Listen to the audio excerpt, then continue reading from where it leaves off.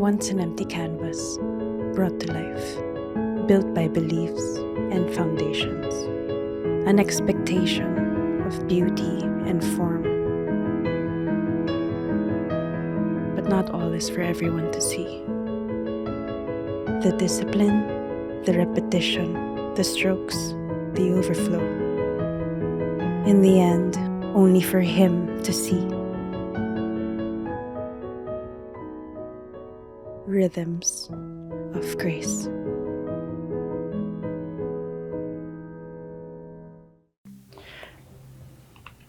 Lord, you are the answer to our lost hearts. Thank you, Lord, for your grace and the love that we have experienced, Lord. Because you always leave the 99 to find that one. Lord, it wouldn't make sense until that one is us. But thank you, Lord, for waiting, for grace, Lord. Lord, bless the preaching of your word today. Holy Spirit, we acknowledge your presence. Lord, we know that your word will not come to you empty and void. It will accomplish the purpose for which you have sent it. Lord, accomplish your word today in our lives, Lord. And as we look into the rhythm of grace on a prayer, may we look it closely, Lord, and help us to have a vibrant prayer life. In Jesus' name we pray. Amen. Please remain standing as we read our scripture today. Matthew chapter 6. Matthew chapter 6. We're going to read verse 1. Then we're going to jump from verse 5, then read to verse 14. So if nandun na po kayo, sabayan niyo po ako. Matthew chapter 6, verse 1. It says there, beware of practicing your righteousness before other people in order to be seen by them, for then you will have no reward from your Father who is in heaven. Then in verse 5, and when you pray, you must not be like the hypocrites, for they love to stand and pray in the synagogues and at the street corners, that they may be seen by others. Truly I say to you, they have received their reward. But when you pray, go into your room, shut the door, and pray to your Father who is in secret. And your Father who sees in secret will reward you. And when you pray, do not heap up empty phrases as the Gentiles do, for they think they will be heard for their many words. Do not be like them, for your Father knows what you need before you ask Him. Pray then like this: Our Father in heaven, hallowed be your name. Your kingdom come, your will be done on earth as it is in heaven. Give us this day our daily bread, and forgive us our debts as we also have forgiven our debtors. Lead us not into temptation, but deliver us from evil. For if you forgive others their trespasses, your heavenly Father will also forgive you. That is the word of the Lord. You can now take your seats.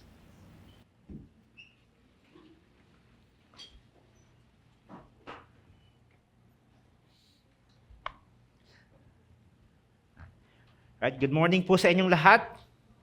Welcome to our second service. I'm Pastor Elijah, one of your pastors here at Victory Church Carmona, wherein we only do two things, and that is to honor God and make disciples. So we are now on the second part of our series, Rhythms of Grace. And the same approach we're going to do when we approach the same thing po na gagawin natin. We're gonna approach it dun sa first week na pinag-usapan natin yung giving, wherein we need to understand that we need, when in giving, di ba, we bring glory to God. That it should not be about us. It should not be us promoting ourselves. That our giving should be God-centered. It shouldn't be self-centered.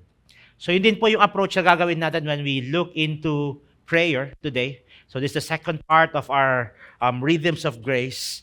But whenever I read this scripture, I always keep on wondering, Lord, bakit giving? Bakit fasting? Bakit praying? Of all those spiritual disciplines, because these are 3 of the many spiritual disciplines God is asking us to do as we obey God and as we go forward in that long obedience in that same direction. Bakit itong 3 bagay? Bakit giving? Bakit fasting? Bakit praying? As I look it closely, it's just my conjecture, kasi di mo makikita explicitly in the scripture or implicitly. In the Garden of Eden, 3 yung problema ni Adam and Eve. And 3 din yung problema natin because of our sinful nature. That lust of the eyes, that lust of the flesh, and the pride of life. So, this is just my conjecture. When we look now into Matthew chapter 6, pag binasa natin yung Matthew chapter 6, it talks about 3 things. Giving, fasting, and praying. So, kapag tignan natin, kinompare natin yung giving, it really solves that greed. Pag may greed yung problema natin, yung greed natin, nagle-level up yan eh. Una, grade 1, tapos nagiging grade 2, grade 3, yan. Well, lumataas yan.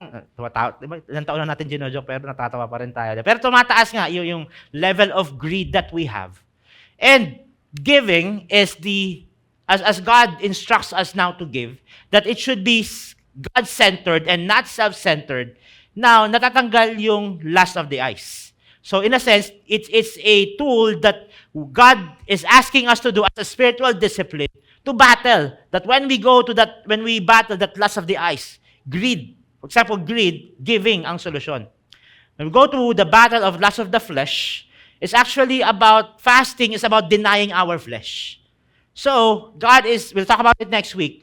Fasting is the tool that God, or a spiritual discipline that God is asking us to do to battle lust of the flesh. And praying, which we'll talk today, talks about that pride of life. That battle na, Lord, ako yung masusunod. Na, Lord, in this area of my life, dapat ako yung magiging God or magiging Lord ng part ito na buhay ko. Ito, Lord, ito, kaya mong pakailaman itong mga bagay na to. Pero ito, Lord, wag mong papakailaman. Ako to. And praying gives us into that understanding, okay, Lord, hindi pala ako. Because as now we look into the verses na binasa po natin, in Matthew chapter 6, verse 1, and 5 to 14, makita natin na minsan kasi yung prayer, ginagawa natin yan na parang, parang good luck charm. Ayun, Lord, magpipray ako Nasa jeep ka, di ba? Lord, mukhang hindi ako aabot sa klase ko. So yan, estudyante ka, di ba?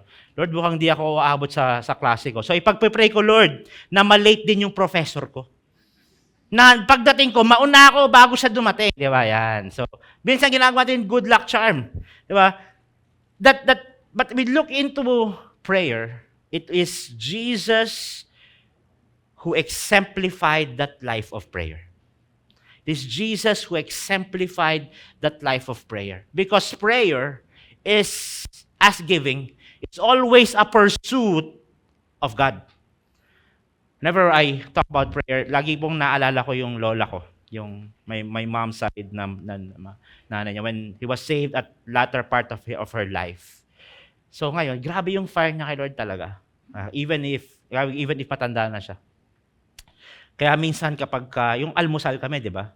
Tapos magpipray na. Yung magtuturoan kaming magkakapatid or magpipinsan kapag nasa malaking gathering. Pag nakita niya nagtuturoan kami, siya na yung magpipray. Pag-pray niya, pagtapos niya ng prayer ng almusal, hapunan na. So ginagawa niyang personal na prayer walk yung pagkain. Pagpipray niya kaming magpipinsan, ipagpipray niya lahat ng anak niya, pati yung anak niyang nasa Amerika, ipagpipray niya talaga. Pagpipray niya yung pagkain, pagpipray niya yung gobyerno, di ba? Pagpipray niya yung church. So parang pag-amen niya, hapunan na. Parang ganun. So, but it points down to that relationship she has with God when she prays. Na alam niya yung reason why she prays. Because it's really a pursuit of God. It's really about training in righteousness. It's not about a standard that needs to be met. It's about repetitive or rhythms, yung topic natin, ba, rhythms or consistent practices. It's not about perfection. It's not about having that, nagpray ako today, bukas nagpray ako. It's not about that prayer streak. It means to continually receive the grace that is pointed, that's anchored from the cross of Jesus Christ. So yung prayer po, if you look at the Gospels, Jesus exemplified that prayer life. There's that heart, there's that pattern for prayer. Tayo po, we grew up in a nation that memorized prayer. Tama ba? We grew up in a nation na, Lord, ako to. It's about me. It's about my needs. It's about my want. It's about do something in me. It's about, minsan pagka yung prayer life natin, di ba? It seems like random. Yung magpipray ka, pag-pray mo yung need mo, binigay ni Lord. Nagpipray ka ng need mo, hindi binigay ni Lord. Tapos meron naman, hindi ka naman nagpipray, binigay ni Lord. So, Lord, ano ba talaga? Bibigay mo, hindi mo bibigay, sasagutin mo, hindi mo sasagutin, tapos pag hindi ako nag-pray, binibigay mo naman. So, it seems like random. It seems like we don't know exactly how prayer works. Or maybe, because we have that relationship with God, because alam mong Christian ka we are too afraid not to pray. So, nagiging out of compulsion, nagiging out of necessity yung prayer. So, I hope and pray as we go through in today's preaching, we need to look beyond. We need to look beyond that need na hindi po siya good luck charm, hindi siya yung magpipray ako para, yung parang ginawa mong tabi-tabi po, di ba? Uy, mukhang nakakatakot dito sa lugar na to, magpipray nga ako. Tama ba? Yung parang, sitabi kayo, dadaan ako, di ba? Parang ganun. But what if? Just a what if. What if prayer is not just about our needs? What if prayer is not just about our wants? What if prayer is not just about God blessing us? Even though that's a small part of it. What if there is more to pray? The thing we know about prayer is just a tiny part of a bigger scale that we don't have understood yet. Yung binasa po natin, verse 5 to verse 15, verse 14 is the only passage in the scripture where someone claims, where Jesus, he claimed that he will be able to teach others how to pray. Pag tingnan po yung ibang cross-reference ng Matthew chapter 6, nandiyon yung discussion, Lord, teach us how to pray. So Jesus answering, this is how you pray. Prayer life is on the Jewish culture, engraved yan sa kanila. So, simula, bata pa lang yan, tinuturuan na yan mag-pray. Tinuturuan na yan mag-memorize ng verse. And it's actually the same thing with us. In our culture, in the Philippines, tama ba? Yung prayer is very engraved in us. Na alam natin kung anong gagawin pag prayer. But what if there's more than to it? More than what we know. These people have been praying all their lives. Yung mga disciples, lalo na yung mga disciples. But when they saw, when they heard how Jesus prayed, napatingin sila sa sarili nila and says, Lord, teach us how to pray. So meaning, Lord, parang may mali doon sa prayer life ko. Parang may mali doon sa paano ko makipag-usap sa'yo. It seems like there is something wrong with how they do it. So they asked Jesus, Lord, teach us how to pray. Basahin ko lang yung verse 1. Kasi yan nga yung natawag nating yakap verse. Pag-uusapan natin, nag-usapan natin yung giving, ito yung introduction nun. Itong praying, ito rin yung introduction nun. In verse 1, it says there, beware of practicing your righteousness before other people in order to be seen by them, for then you will have no reward from your Father who is in heaven. So pag pinalitan mo yan about prayer, beware of practicing prayer before other people in order to be seen by them. For then, you will have no reward from your Father who is in heaven. Now we ask the question, bakit nag-pray si Ate Olive kanina? Kala ko ba kailangan in secret? Diba? So, sabihin, secret lang to, ganon. Hindi naman ganon yung sinabi ni Ate Olive kanina, diba? So, when we look at this preaching, we need to look and understand it based on the whole Scripture. Based on the whole counsel of God. So, pag tinanong, ano ba talaga, in secret ba or in public? The answer is yes. Yan. Parehas yun. We need to pray in private. We need to pray in public. Because our prayer life is not about in private or in public. It is both. It's not either or, it's both. And a lot of times, prayer parang wrestling yan eh. Diba? Wrestling about our desires, our will. Minsan, wrestling din yan to stay awake. Diba yung nag-pray ka sa gabi, tapos nire-wrestle mo si Lord, kinabukasan na, napagod ka na eh. Kinabukasan na yung amen, di ba? And in our culture, ito yung very prevalent. Prayer is a penance or a punishment. May kasalanan ka, 10 ulit na ganito. Tama ba? Kailangan, ito, 10 ulit na to, tapos ito, 5 ulit na to. Yan. So, it's like a punishment. So, now the question is, how we're gonna look in the lens of the gospel, in the lens of the scripture, how does prayer look like from the very words of Jesus Christ? Let me jump to verse 5. And when you pray, you must not like the hypocrites, for they love to stand and pray in the synagogues and at the street corners, that they may be seen by others. So, in that phrase na naka-highlight, Jesus is saying when and where to pray and not to pray. So, may specific talaga, ito, wag niyong gagawin.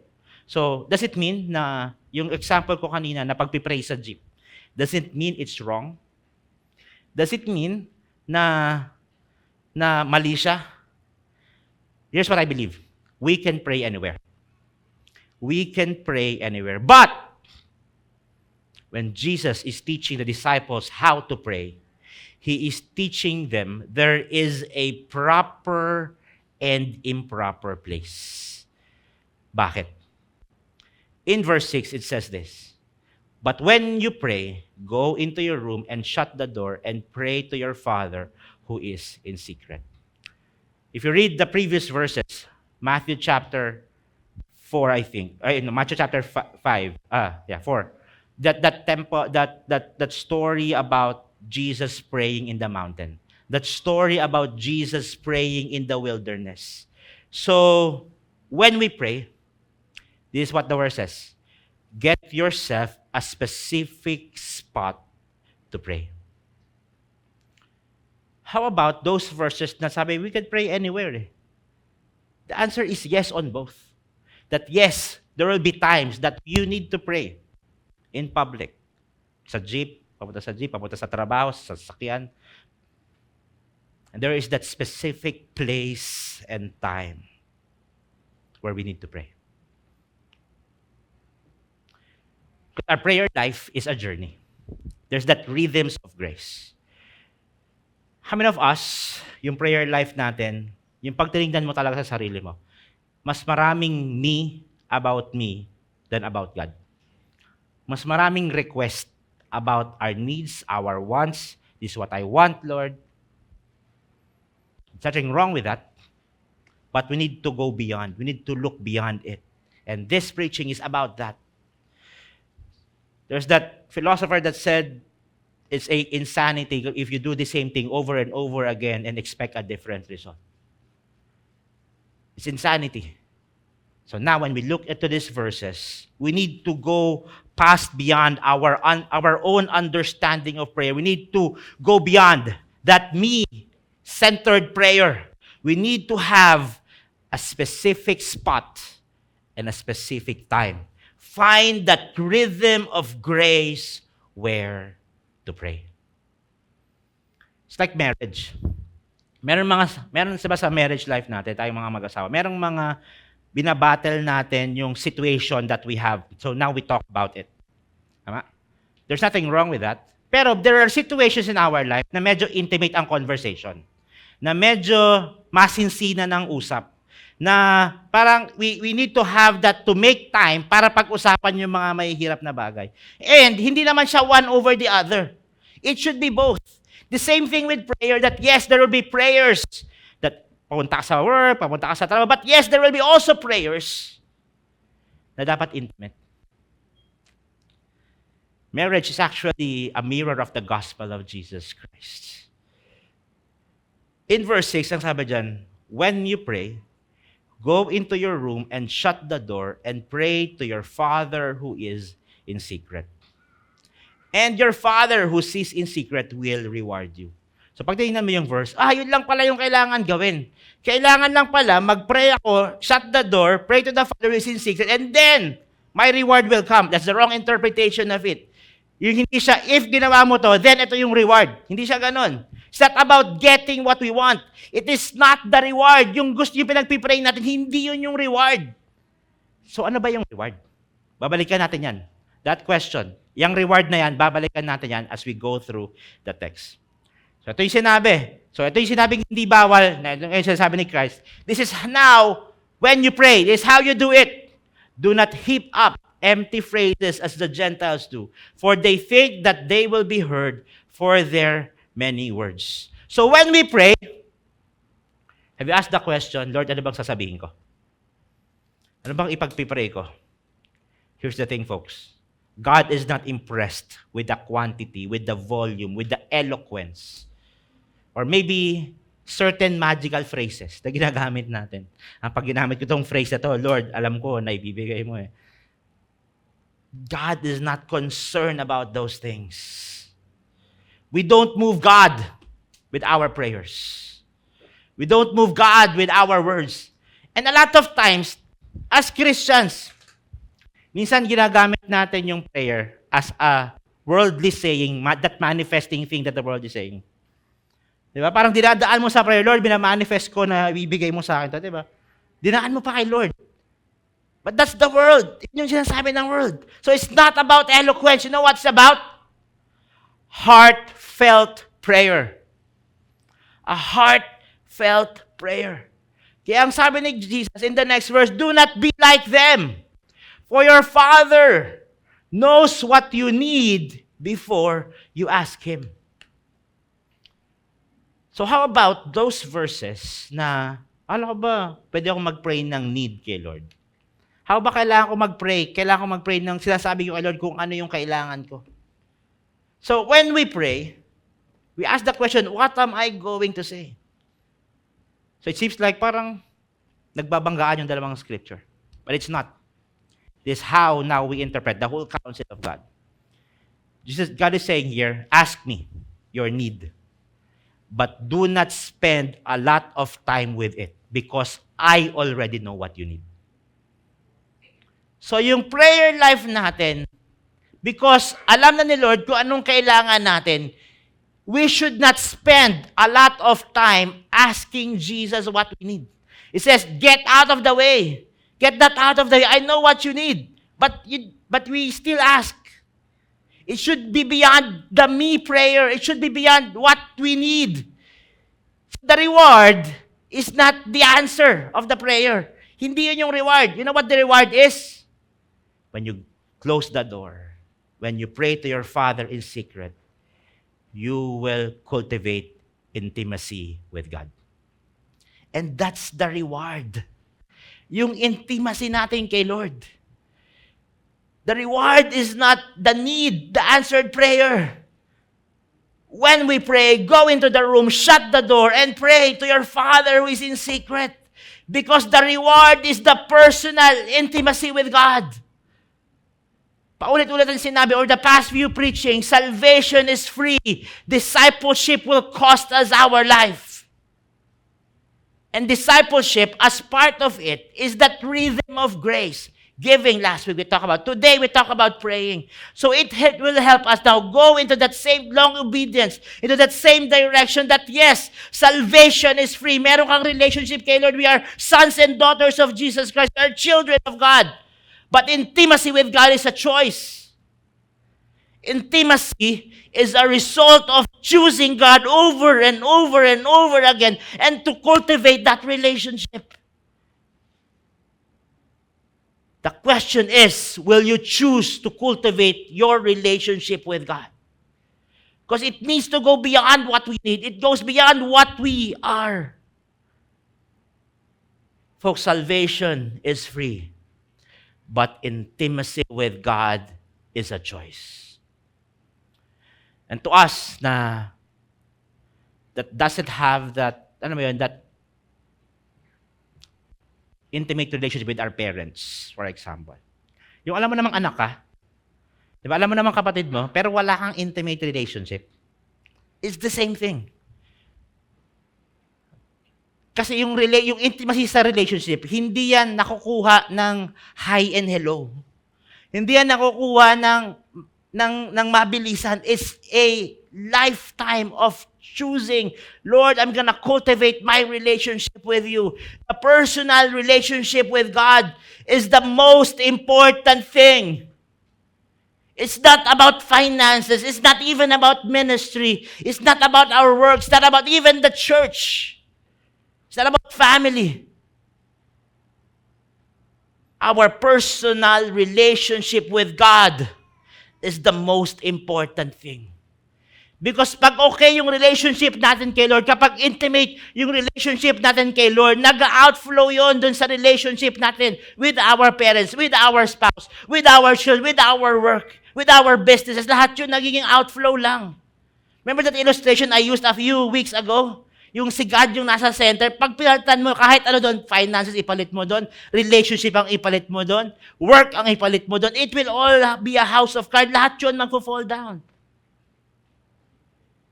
Folks, God has invited us now to have that relationship that needs intimacy. Kaya nga tinuruan niya tayo how to pray. But not that intimacy needs to be cultivated in a closed door, alone relationship with God. Alam mo yun, yung dahil nga parang random, di ba, yung pagsagot ni Lord ng prayer. So even if binigay ni Lord yung need mo, even if ang sagot ni Lord, wait, even if ang sagot ni Lord, I have something better for you, yung sagot will not matter because of the intimacy that we have with God. Yung peace na meron tayo with Him is already enough in spite of the answer of the prayer. The sense of peace knowing that God is with us. That sense of peace that He is in control. When God communicates with us through prayer, a lot of times we won't hear it through ordinary, anywhere, kahit yung hindi siya ganun eh. He does it when we commit our time to get to know God. That verse that Ate Olive used a while ago, draw nigh to me and I will draw nigh to you. Draw near to me and I will draw near to you. It's always a choice to draw near to God. It's always a choice to have to cultivate that intimate relationship with God. And maybe we ask God for favor and blessing. He answered them. And maybe yung buhay natin puro mountains ng alam mo yun, puro success, puro mountains. Sana ganun yung buhay. Even if maging ganun yung buhay natin, we can still miss God. We still miss the point of that relationship with God. Now the question is, will you choose to be intimate with God? Will you choose to be intimate with God? So that rhythm of, yes, that yung pag-prayer sa jeep, yung prayer kung nasaan ka, God could still talk to us that way. That is important. Pero yung cultivation ng relationship natin kay Lord, into that closed door, shutting the door, prayer and meeting and talking to God, that matters as well. So yung 3 verses na binasa natin, it's about a time and a place. It's not about the number of words or how eloquent we are. It's not about us. It's not about our needs. But it is about an intimate relationship with God. Now, when we go to the next verse, and in the next few verses, with that in mind, that intimate relationship with God, that pursuing that intimate relationship with God, we'll understand now, bakit ganito yung prayer. In verse 9 says that, then pray then like this. Let me just be clear. This is not a formula. However, it has critical elements and the order is necessary. What's the first one? Our Father in heaven, hallowed be your name. That phrase, hallowed, that word hallowed, and hallowed be your name, that means I am recognizing God as special. I am recognizing God as holy, as set apart. I am declaring the goodness and the greatness of God. So the starting point of prayer is not us. The starting point of prayer is God. We need to begin to understand who He is. When we understand who He is, we understand who we are. Kapag naintindihan natin yung greatness and goodness ni God, pag naintindihan natin yung pagmamahal ni Lord, pag naintindihan natin kung anong ginawa niya sa krus ng Kalbaryo, maintindihan natin kung gaano tayo ka-sinful, kung gaano tayo ka-wretched, kung gaano tayo ka-broken, because we need that kind of Savior in our lives. Because the more time we spend to recognize who He is, the less time we are going to talk about ourselves. The less time we're going to talk about our unresolved issues, what we are worried about, because we know and we are confident that we are His. Ang sabi yan, our Father in heaven. So after recognizing that He is that ultimate, that loving God and that great God, now we have that relationship as Father. We need to understand that the one we are talking to, the great and awesome God, who deserves to be recognized, who deserves to be worshipped, who deserves to be followed, the Almighty God is the source. He is your Father who is in heaven. And a lot of times, we pray like this, Lord, kung yung minsan ang kine-question natin kay Lord, hindi yung capability niya. Madalas ang kine-question natin kay Lord, yung relationship natin sa Kanya. So isipin mo, pag ikaw yung anak sa tatay, nagsabi sa'yo yung anak mo, alam kong capable ka eh, pero gusto mo ba talaga? Parang, as a father, parang, bakit mo tinatanong kung gusto ko? Bakit mo tinatanong, yung capability, pwede mo pang i-question kung iba, kung talagang challenge sa finances, eh. Pwede mong i-question, pero yung, kung gusto ko ba talagang gawin sa'yo to, it's not a matter of that. We need to understand who He is. That He is our Father, who is in heaven, and when we recognize His greatness and His goodness, hallowed be your name. Because as we understand that, every other part of prayer hinged on that line. Our Father in heaven, hallowed be your name. It's more than just praying. Our great and awesome God who is out there will have that opportunity now to call Him our Father. The more it sinks in, the more it changes every facet of our life. How we pray, how we live. Because when you understand that our Father in heaven, hallowed be your name. Pag naintindihan talaga natin, because the next part is difficult. The next part of the prayer is difficult. Pero pag naintindihan mo that He is our Father in heaven and hallowed be His name, after recognizing who He is and understanding who we are, that yes, the next part is difficult. The next part may be threatening. Kasi nga, wrestling with God yan eh. But this is the point of prayer. The next part says, your kingdom come, your will be done on earth as it is in heaven. That before I go to my needs, before I go to my wants and my wishes, we are saying to God, Lord, whatever your answer is,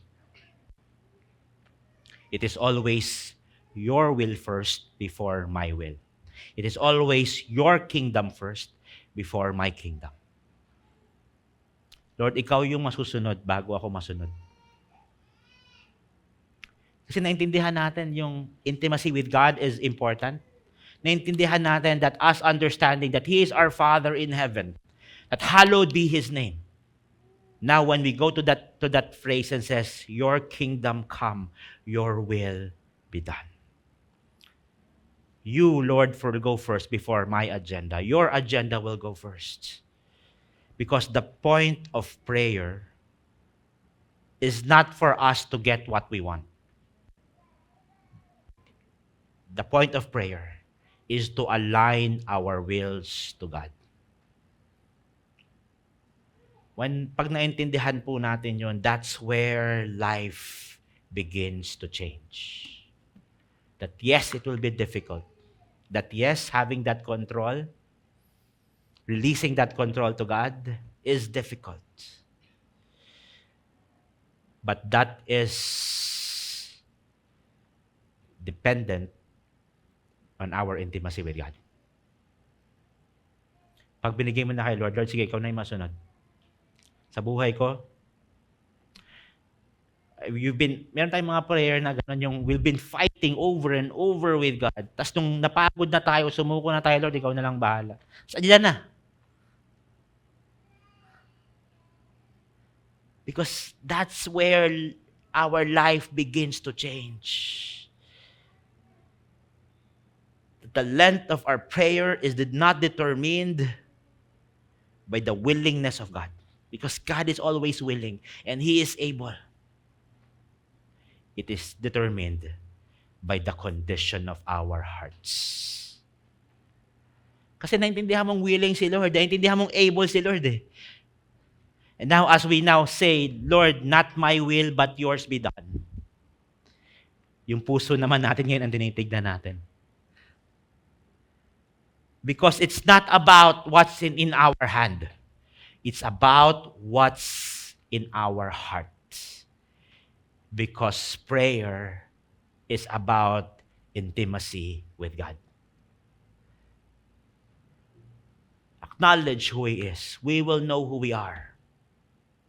Submit to His will.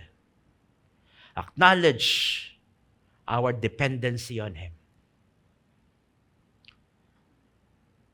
The next verse says, give us this day our daily bread.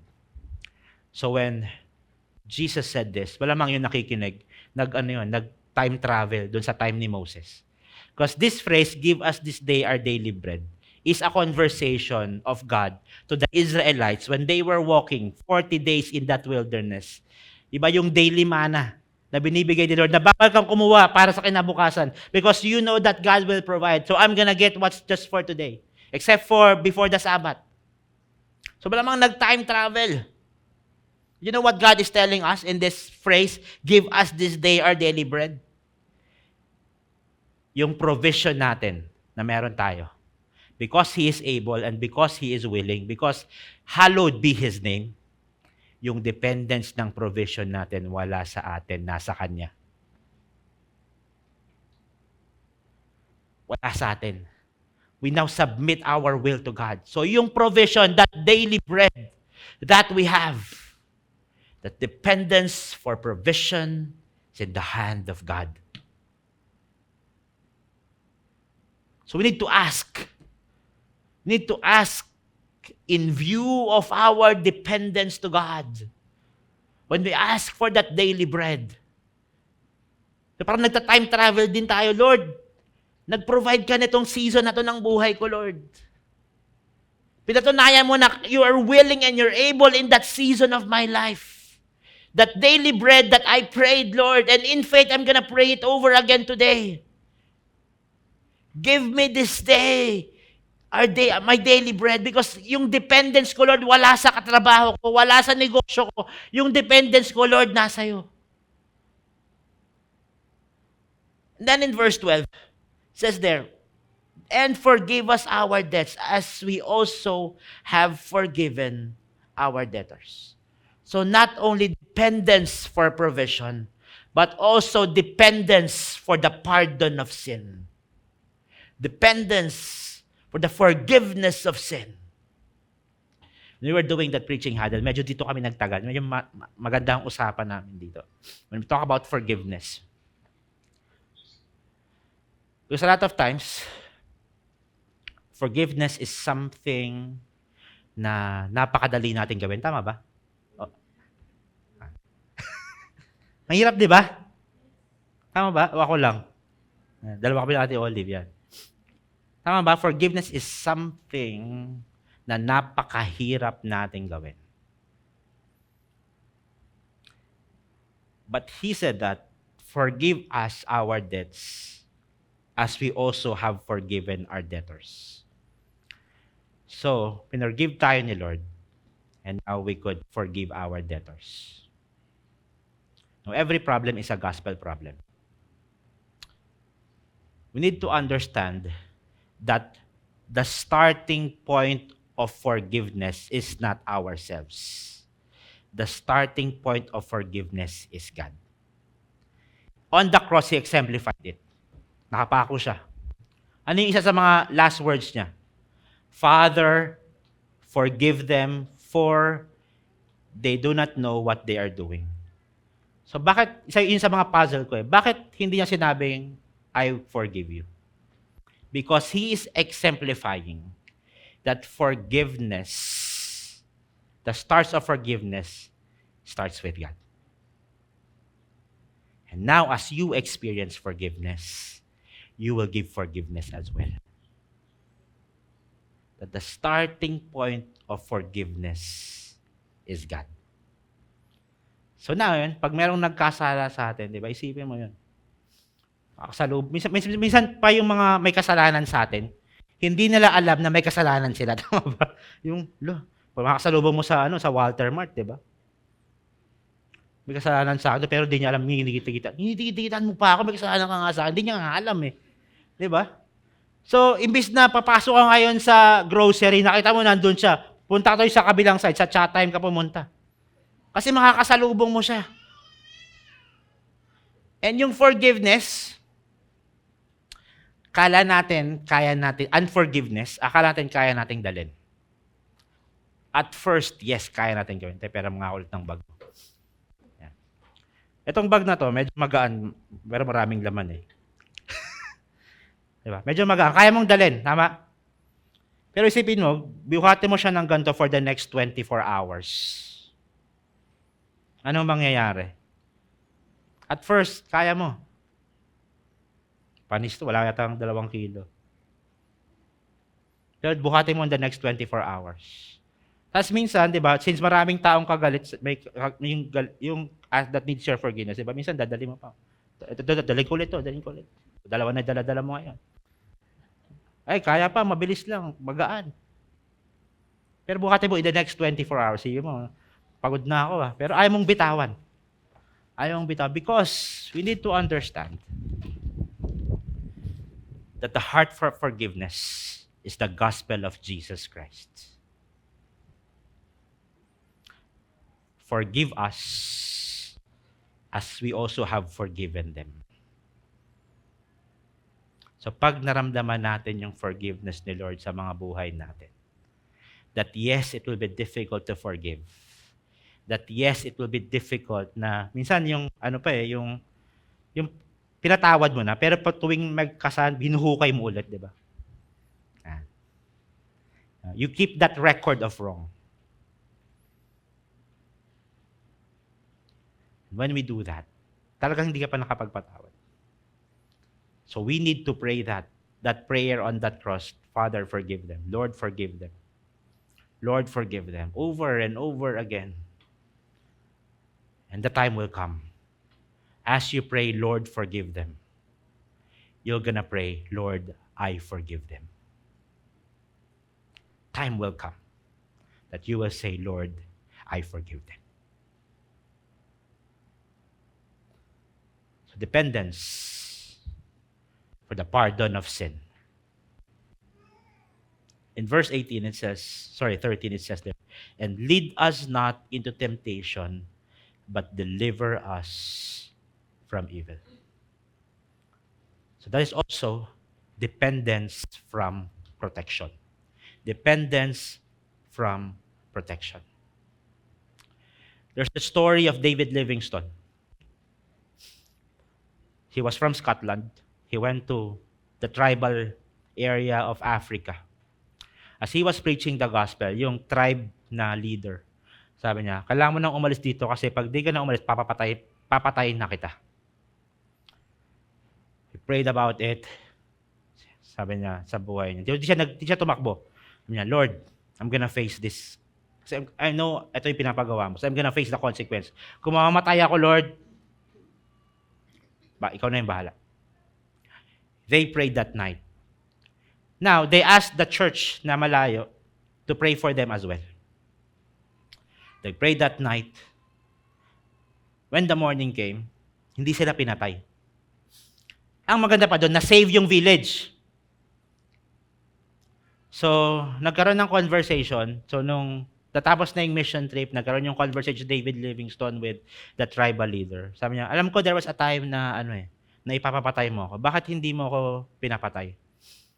Sabi nung tribe leader, because I saw 39 giants doon sa lugar mo.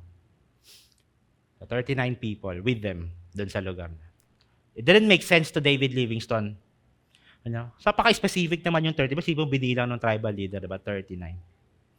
Napaka-specific. So it doesn't make sense to him. Umuwi na siya. Now he reported to the church. So nagkaroon ng praise report sa church. And he told that story na he was about to get killed that night. And the tribal leader said, may 39 na people na tao, 39 giants. The church secretary was puzzled. So, tinanong niya si David Livingstone, kailan ulit nangyari yung papatayin ka? Kailan ulit nangyari? So, ginawa ng secretary, nung binigay ni David Livingstone yung date, tingnan niya doon sa church attendance. May church attendance sila. Nung nag-strike doon sa secretary? That time, when David Livingstone asked for a prayer for the church, 39 people came. 39 people came to pray for them. So it seems like a coincidence yung 39 na sinabi nung tribal leader and the 39 people that came. It seems like coincidence, but because we understood that God is willing and able to protect us. It's never a coincidence with God.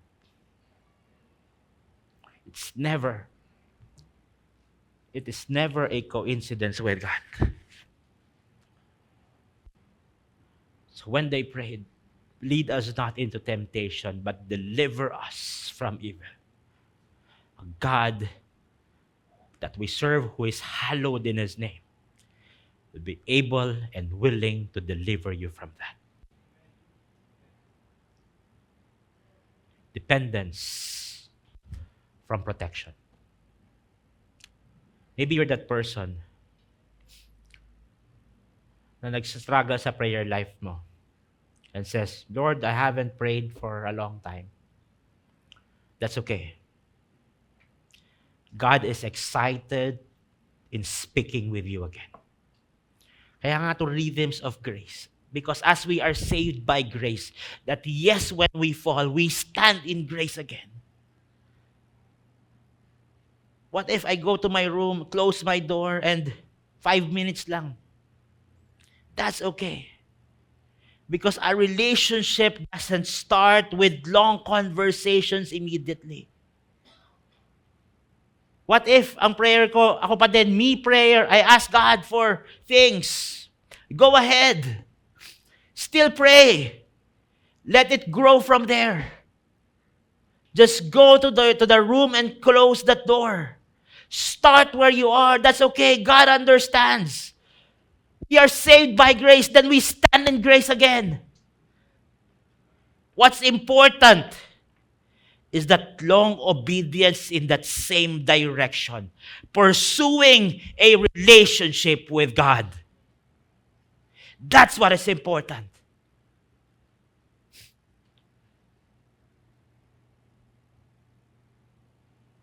Folks, prayer does not change God's mind, but it changes us who prays. tayo yung binabago ni Lord. When we go into that rhythm of grace, when we go in the room and close the door, tayo yung binabago ni Lord. Now, God is now telling us, my son, my daughter, have that relationship with me. Have that vibrant relationship with me. Now is the time to to rekindle the fire that God has put in your life. Go back to where that started, that fire in you. My son, my daughter, rekindle that fire in you. Shall we stand? We're going to pray.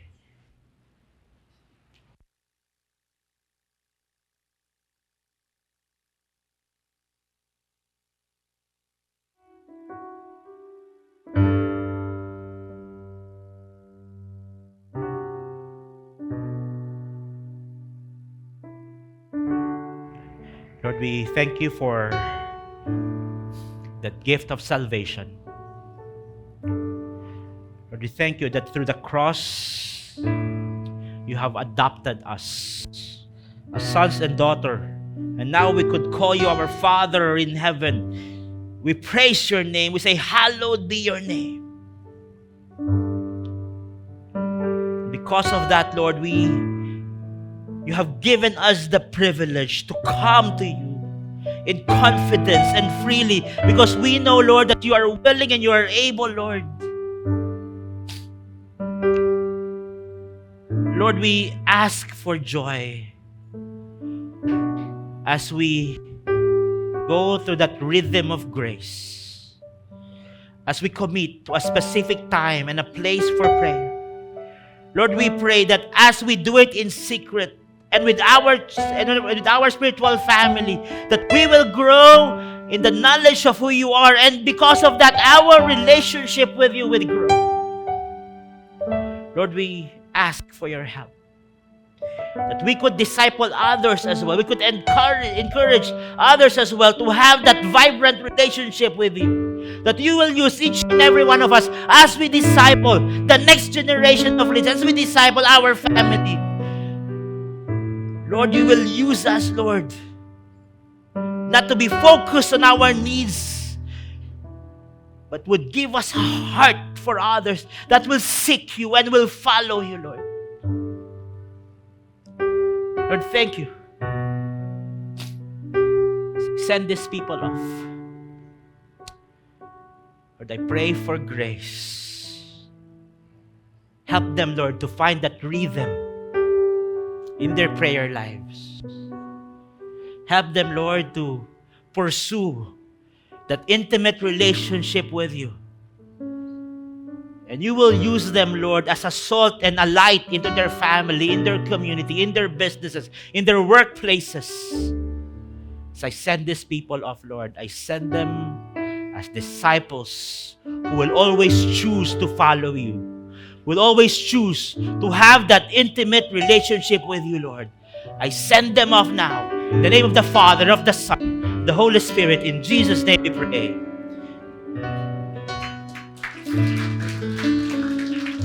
Thank you, everyone. If you need prayers po, lapit lang po sa harap. Our prayer team is here to pray with you. Thank you and God bless.